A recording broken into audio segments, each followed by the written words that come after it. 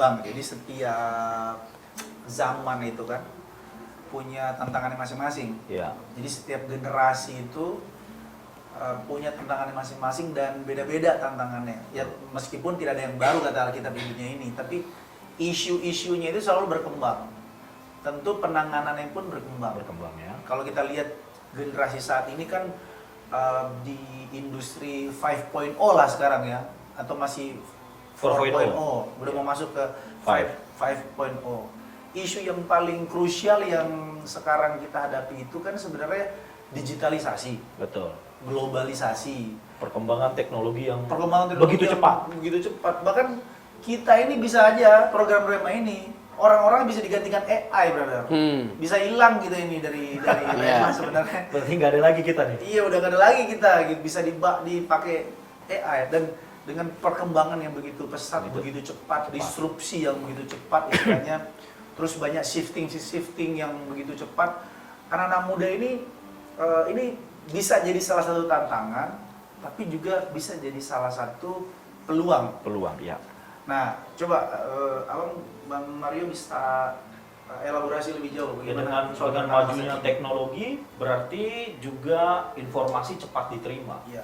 Nah, dunia itu jadi semakin sempit karena berkembangnya teknologi. Artinya kita bisa mengakses apapun, berita dari luar, bahkan sekalipun tidak diakses dia datang sendiri. Ini yang bahaya kan? Dia menghampiri gadget kita sendiri. Nah, itu yang bisa, yang ini sebagai tantangannya, itu bisa melunturkan nilai-nilai nasionalisme.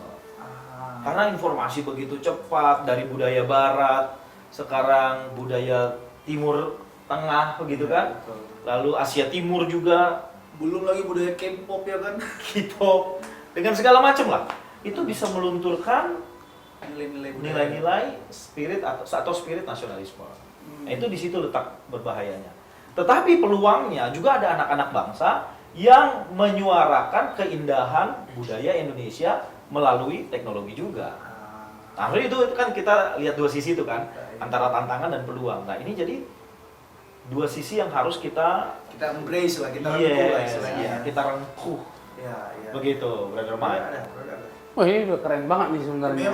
Kita memang harusnya cuma dia sendiri aja, kita harusnya nggak di sini. Iya. Dia sendiri cukup menjelaskan. Ditinggalin tuh. Ya, semuanya itu kan dimulai pada, bagi saya ini penting ya, sekolah-sekolah kembali menanamkan nilai-nilai budi luhur dari Indonesia. Ya. Kembali ke dasarnya pendidikan Ya. tadi ya, Brother ya. Zaman kecil kita tuh ada apa sih? Ada Penataran P4. Iya. Itu. Kalau gue sih sorry Bang, aku tuh generasi Alpha ya, aku masih PPKN aku. Oh, PPKN dulu ada penataran P4 tuh. Kita masuk dari SD ke SMP penataran 4 hari itu. Iya. PPKN terkait dengan sejarah juga. Sejarah ya. Ya, bagaimana kita mengenal bangsa kita Indonesia. Itu hampir kita nggak lihat ya sekarang ya. Ya, itu dia makanya bagaimana kita mau cinta bangsa kita sementara di pendidikan sekarang udah minim terkait dengan wawasan kebangsaan. Wah, itu dia. Gitu loh. Betul. Sekarang Jadi kalau udah lihat di sosmed ya, banyak sekali hujatan, hate speech, Yes. apa namanya tuh hoax. Itu generasi muda benar banyakan yang berarti melahirkan itu. Kalau lihat ini menyasarnya tantangannya selanjutnya berubah ke karakter. Ya. Minimnya dunia pendidikan tadi, Ya. lalu hate speech muncul, Ah. karakter bangsa luntur. Ya. Apa? Tadi berarti mau lanjutin apa? Lanjutin dulu, Brother. Ya, jadi bagi saya udah waktunya kita bangsa Indonesia memang menjunjung tinggi gitu loh nilai-nilai luhur dari kebangsaan kita. Apa yang menandai Indonesia sebagai Indonesia? Indonesia sebagai Indonesia. Wow. Jadi kalau orang misalnya Ya kasih contoh konkret langsung. ya, misalnya bangsa Indonesia, ketika orang menyebut bangsa Indonesia, apa yang timbul di pikirannya? Nah, itu yang kita perlu pastikan gitu loh. Di zaman kemajuan teknologi yang begitu pesat ini, ya yang kita jual itu dari Indonesia itu apanya gitu loh. Tadi menarik ketika kita bicara tentang keanekaragaman suku bangsa atau budaya. Ya, kita ini sangat kaya dengan yang namanya kebudayaan.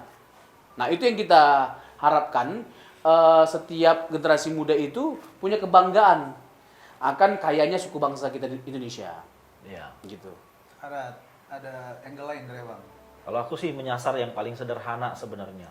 penggunaan bahasa Indonesia yang baik dan benar itu. Iya tuh. Ya. Sekarang which is hopefully literally Bang kita mainnya. Atau menyimpang sedikit, anjay. Oh iya.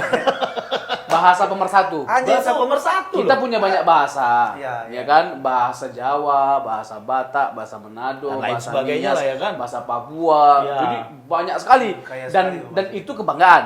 Yes. Itu adalah sebuah berkat dari Tuhan bagi kita bangsa Indonesia. Tapi ingat, yang luar biasanya, ini dia, kita itu punya bahasa Bahasa pemersatu, pemersatu, yaitu ya. bahasa Bahasa Indonesia. Bahasa satu tanah air Indonesia. Ya. Nah, tapi kan itu tadi yang saya singgung, yang kusinggung tadi. Apa tuh? Orang semakin atau generasi muda sekarang semakin meninggalkan bahasa Indonesia. Hmm. Gitu ya. Penggunaannya yang diselewengkan dalam arti ya tadi ya, apa which is apa segala macam. Ya, ya. Lebih ke barat-baratan, bukannya salah kita belajar Indonesian bahasa English. asing. Ya. Tapi kebanggaan terhadap Jangan jadi luntur. Jangan jadi luntur, kebanggaan terhadap bahasa pemersatu tadi. Hmm. Itu nggak sederhana mendesain Sumpah Pemuda sampai sekarang kita rasakan faedahnya, nggak sederhana kan? Nah, jangan ditinggalkan karena kita menggandrungi atau memang satu kebutuhan juga secara pergaulan internasional bahasa asing. Tapi dijagalah bahasa Indonesia yang baik dan benar itu kan. Atau apalagi kalau ketika orang ngomong Indonesia, apa gitu loh yang terlintas dalam pikiran orang? Mungkin keindahannya. Iyalah. Iya kan? Pergi ke Papua, pergi ke Sumatera, Iya. pergi ke apa Sulawesi. Luar biasa lah, Raja Ampat, Bali, Indo- Danau Toba, Danau Toba, Manado ada apa namanya itu? Bunaken, Bunaken. Serambi Mekah, Aduh, Aceh. Aceh. Yes. Dan untuk baru yang lupa. Iya, jadi gini loh, Indonesia ini adalah bangsa yang hebat, bangsa yang besar, bangsa yang tutup mata pasti maju, bangsa maju. Ya. Orang lempar kayu aja bisa jadi ubi. bro. Ya, tumbuh gitu loh. Iya. Iya. Lempar gigi le, jadi tidak mungkin jadi manusia le. Nah, maksudnya gini, ini loh, jadi penting bagi kita menumbuh kembangkan rasa toleransi yang tinggi Ya. di tengah keberagaman kita, supaya masalah perbedaan dalam banyak hal seperti suku, bahasa, agama, ras dan sebagainya Nah. macam tidak menjadi faktor penghambat untuk kita mengalami kemajuan. Nah, ini jangan sampai gagal kita memenuhinya, merenungkannya. Ingat, meskipun kita beda suku, beda agama, kita satu bangsa, satu tanah air, yaitu tanah air bangsa kita Indonesia. Salah satu isu yang menurut aku juga current isu ya di generasi muda ya, bullying. Bullying sekaligus dengan pembunuhan karakter dalam hal itu tadi, beda suku, beda agama, ras. beda kelas sosial, Ya. beda ras. Mungkin ini salah satu tantangan generasi muda di masa kini ya. Kalau tadi di masa lalu mereka satu esensinya persatuan. Kalau Ya. saat ini orang lebih, generasi muda tuh lebih ya lu gue gitu pada Iya. istilahnya. Bagaimana kita menyoroti dari sisi kita gitu. Sebelum nanti kita masuk lebih jauh, apa kata Injil soal generasi muda di beberapa menit ke depannya? Yaitu sifat acuh tak acuh itu ya kita harus buang lah jauh-jauh. Sikap tidak peduli satu dengan yang lainnya. Abai. Ya, sikap yang menganggap suku yang satu lebih menonjol daripada yang lainnya. Ya, Agama yang satu lebih menonjol daripada agama yang lainnya. Itu dibuang jauh-jauh. Itu adalah faktor terbesar di bangsa kita untuk mengalami pemecahan. Terpecah. Itu harus dibuang jauh-jauh. Jadi semua kita itu indah adanya dengan berbagai macam perbedaan. Misalnya begini, Tuhan Yesus mencintaimu tanpa memandang.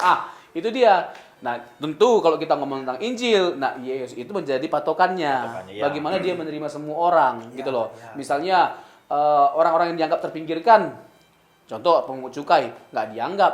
Ya, Bagaimana? tapi Yesus hadir ya. Justru merangkul. Ya. Gitu loh. Dan dia dengan tegas mengatakan dia datang bukan untuk orang benar. Gitu loh, untuk orang berdosa, bukan untuk orang yang sehat. Ya kan? Tapi untuk ya orang sakit dan kita orang yang terpinggirkan, Iya. termarginalkan. Nah, kita yang mau kita petik pelajaran mahal dari sikap Tuhan kita Yesus Kristus adalah penerimaannya yang begitu luar biasa. Terhadap orang-orang yang tidak dianggap, terhadap orang-orang yang terpinggirkan, Ya. terhadap orang-orang yang tidak diakui. Oke. Nah, sama seperti kita. Spirit itu harus kita miliki sebagai bangsa Indonesia, warga bangsa Indonesia kalau mau maju. Kalau mau maju. Iya, jadi misalnya dalam dunia pemerintahan, dunia politik, jangan ada pengotak-ngotakan. Ya kan, harus suku ini memimpin, Nah, ya kan, itu dia. supaya Indonesia bisa maju. Kalau nggak suku ini nggak bisa.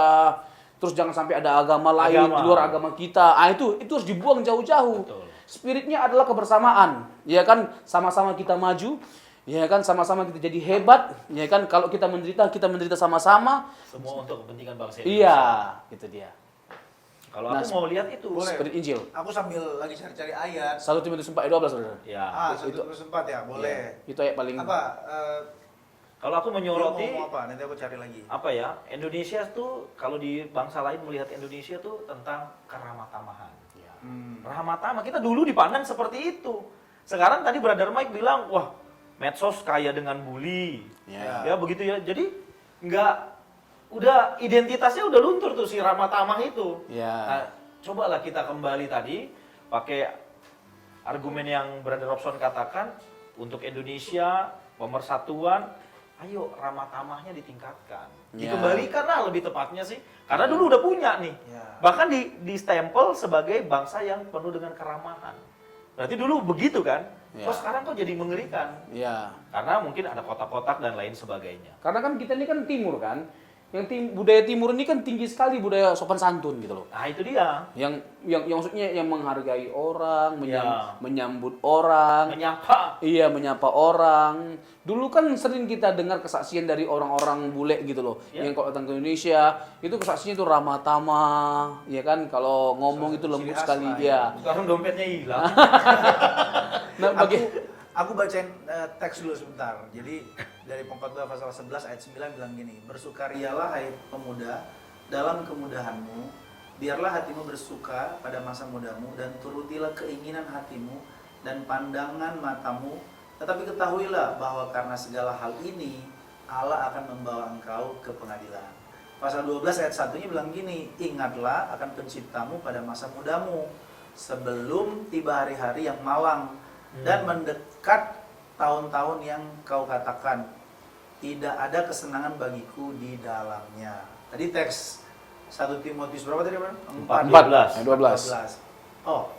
Ini ya. Kamu dapat. Boleh, Bang. Bacain. Jangan seorang pun menganggap engkau rendah karena engkau muda.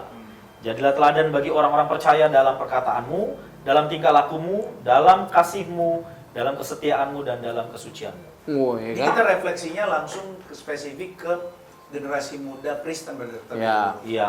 Tentu kita harus bicara dari internal kita lebih dahulu nih. Jangan sampai kita kan seperti kata kita hendaklah pelita atau terangmu itu bercahaya kan di depan semua orang supaya ketika orang melihat perbuatanmu yang baik, mereka mempermuliakan Bapa di surga. Nah, masalahnya sekarang ada banyak juga generasi muda Kristen yang jadi batu sandungan di luar sana. Kasih dulu semacam refleksi teologis dari teks Pengkhotbah tadi sama 1 Timotius ini. Ya. Ada banyak orang kan minder untuk melakukan sesuatu Ya. karena dia muda, brother. Merasa aduh kayaknya aku Belum layak. belum Belum pantas. belum kompeten, Ya. belum pantas untuk bersuara, untuk speak up, untuk melakukan sesuatu yang berdampak bagi dunia ini. Malah jadi tanda kutip meresahkan Ya. di masyarakat. Boleh kasih sekaligus closing statement, nanti aku minta juga dari Ya. Bang Mario di kesempatan ini bagaimana kita menyikapi Hari Sumpah Pemuda, spesifiknya lagi dari teks-teks ini apa nih generasi muda Kristen apa yang harus kita lakukan untuk bangsa dan negara ini? Ya. Ya, orang bisa mengapresiasi kita meskipun kita muda ya. Ya. Kalau kita seorang yang rajin bekerja, rajin beribadah, seorang yang berprestasi, seorang yang masih muda tapi sudah sukses, ya kan, terus bahkan masih muda sudah menciptakan peluang yang luar biasa Besar, ya. bagi teman-temannya untuk bekerja. Dan yang seperti ini banyak kasusnya di lapangan gitu loh, apalagi anak-anak Gen Z ini adalah anak-anak yang pintar sekali bermain digital dalam mencari uang. Nah, itu sesuatu yang luar biasa gitu loh. Nah, kalau kita bisa seperti itu, pasti diapresiasi sih. ya, terus punya sopan santun, karakter yang baik. Dan bagi kita sebagai orang Kristen, memiliki karakter yang baik harus kita pandang lebih penting daripada kesuksesan itu sendiri. Karena pada akhirnya, untuk apalah kita sukses punya banyak uang, tapi karakternya buruk. Ya, tidak baik. Karena ya. gini, jelas kan, jangan seorang pun menganggap engkau rendah karena engkau muda. Jadilah teladan bagi orang-orang percaya dalam perkataanmu, dalam tingkah lakumu, dalam kasihmu, dalam kesetiaanmu, dan dalam kesucianmu. Jadi pertama-tama inilah yang kita gumuli. Jadi bukan bagaimana kita mendapatkan dunia dengan segala isinya, tapi bagaimana kita menjadi orang yang benar-benar dapat jadi teladan bagi orang lain lewat kesucian kita, lewat perkataan kita, tindakan kita, lalu lewat spirit kita bekerja keras. Kita jadi orang yang sukses, tetapi bukan hanya sekedar disenangi orang banyak, terlebih lagi disayangi atau disenangi oleh Tuhan. Haleluya. Itu kalau dibuat logika terbalik ya, Brother. Ingatlah penciptamu. Iya. Jadi generasi muda, jangan lupa kita mungkin masih muda, tapi kita nggak tahu kapan kita mati ya kan. Kapan saja kita bisa mati. Itu sebabnya kita diingatkan, ini lebih sifatnya lebih spiritual ya. Maksudnya generasi muda, yuk kita ingat meskipun kita muda, mari kita hidup mengingat kita ini ciptaan, apa tujuan kita, mengapa kita ada di sini ya. Tentu tujuan kita adalah memuliakan Tuhan, memuji Tuhan. Kalau dalam Westminster itu pengakuannya menikmati dan memuliakan Tuhan. Sebabnya ini panggilan untuk generasi muda supaya kita lebih berkontribusi lebih lagi untuk bangsa dan negara kita. Dan tentu seperti tagline gereja kita, dimulai dari rumah kita dulu deh. Harus jadi teladan dulu di rumah. Atau kita melakukan segala sesuatu itu yang baik dari rumah terlebih dahulu. Oke, terima kasih untuk kebersamaan kita. Thank you, Brother. Thank you, Bang Mario. Kita sekali lagi kita mention kita sekarang ada di Bali Notes Teras. Makanannya enak banget, semuanya enak Jakarta Selatan, di Kebayoran. Kita dengan yakin dan pasti kita harus rekomen ini tempat enak sekali. Dan keren tempatnya, masakannya Tempatnya enak. keren, makanannya enak gitu. Tadinya aku agak skeptis, tapi sekarang aku benar-benar yakin. Speechless, makanannya enak. Thank you. Sampai jumpa di pertemuan selanjutnya. Tuhan Yesus memberkati kita semua. Salam dari Rema. Mantap.